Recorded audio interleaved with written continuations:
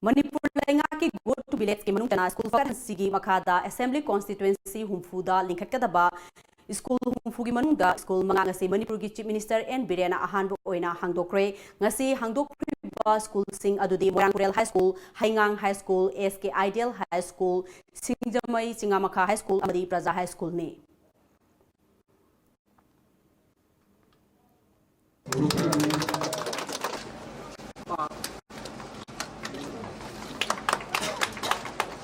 Forest and environment. Afaba khunnai ama sembada Ojasingi achouba thoudang lay Eigi right fangnaba hotnabada meegi right khongaonabiganu dabee tanba matamda chumna tanbiyu Ransom tanbagi mawongda tanbeganu haina Manipur gi chief minister N.Biren haikhray Wafam singasi school Fagathanshi Makha model school ama Oina semkha Morangpurel high school gi anoba building sangaduna mahiroy singda khusinabagi thoramda hakibai wahna makha taraduna corruption muthasi harabadi grassroots level dagi hoduna semdopa mathautai afab thabak tawda mayam kok sungsinaraga thabak tawminasi oja haibu sinfam asi yamna ekai-khumnaningai oiba sinfam amani transfer posting da thawa yoksinbagi mutta mahairoi singbu matau karamna afaba citizen ama ohengadagi hairom oina chaminasi oja singna dabi tanba matamda exam boycott tawgani class boycott tawgani haibene chingba wafam phongrakasi yamna laibak thibani government school da lairik laisu tamliba mahairoi singasi isa isamaki chamani khanba ngamnabada lamdam asigi education sector da achouba ahongba ama lakani Oja singna ojama oibi responsibility chapchana lobiu haina mahakna pukning singki Ngashi ki sumaina makhongdagi ekhoina sumaina yamna kiyara magaloina hona gi matamda hayeng moina sawrok matamda moido samaj gi fatta tongningaroi corruption muthatpa je sin lauro yaro makhongdagi ngashi Afaba society ma porok pona ta ka porok da ba je oja da depend to Ojasingi Makha pon matani yaringai Ojasingi transfer posting gumma kari gumma education department na government na sigi sida khandi phani ne na khallaga lor papo hoi politically na mani adu mantri yaringai beer dominator ka adagi satri life sin yaringai koi bargaining to with ransom tanbagi mawongda parkha ha yaw adu koi to akoi gi adu pi de ga haibugum basi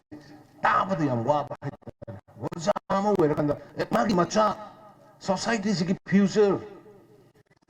sama sigi tamaka lai bangang isa nusi karama mayam sigi parikha exam ama sahi ama kita gudab no akoi na haiba du yadar di tawroi guys tabada yang wae ba koi adu responsibility wajama gi responsibility du madu gi right du madu khana ta hon ni haijabani koi na Ahanba mitunglengi warol perioduna education minister T.S. Radeshamna haikibada khunnai ama sengotpada mahiroi sing sengotpa mathoktai mahiroi sing sengotpada Afaba school thamba tangai fade haiba wakalonda school Fagathanshi mission ase hangdokkhibani school Fagathanshi harga school fajahan bakhatanate Afaba school ama chalaibada tangai fadana changliba infrastructure lahenbatana oja sing mahiroi sing amadi mama mapa singi achouba involvement darkar lai laingak na sangsi lakriba khongfam ase mission amabani mission ase ki mai pakpa haibasi pumnamakki khutta lai haina mahagna phongdokhi school adet primary school or school ni sigi se hana adet primary or school ni 2011 high school olapani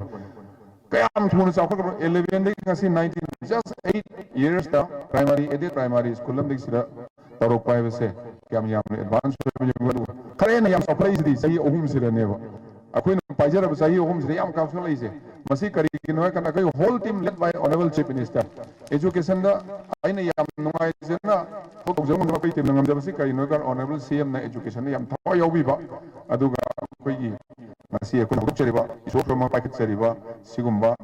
haureiba piiba numsi graba ngang cm mission se masi yam punang na saruk yaraga mating pangbiyu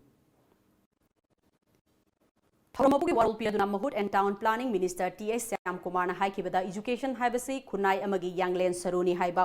wakalonda Manipur gi minister N.Biren gi dengada hautokiba school Fagathanshi mission gi makhada ngasi school manga sem saba loiduna sangaba galoina na mapung fana function toba horakpa asi laingak asigi achouba achievement amani ngasi school da phamliba angang sing asina matam amada laibak asibu ngakadoribani maram asina mahiroi singbu makong somi bahasi tawphadraba ithodang amani oja singnasu hiktok fadraba thoudang lobiyu laingaki maike digi sungam se purma khona gani haina mahakna haiki 스쿨지 에듀케이션 야우드라면서 야로에나 캄비라고 수마 시민사 만니푸르 방자바 그 와파바니 두고 원마 시민사 수마 비전 산바 와칸 서버 자티 케다바 탐다바 마사기 오자바 아버지 마사기 오자바 티다바 प्रजागिन हारगदि कथोबा go to village यामनोमि हक्सेल CC मिनिस्टरगी टेंबांग लायें अन्ना लायें सिमगी हक्सेल लापि ngasi Manipur प्रजा ma'am ngasi अनाब खुदिं मक्सि कोइ ममोन ngasi bug ai सिरे हबगी बिपाय बदु को कान लायें सुम बसि कोइ फंजबा मागी मखा थपजबा अदि मति कोइ थागली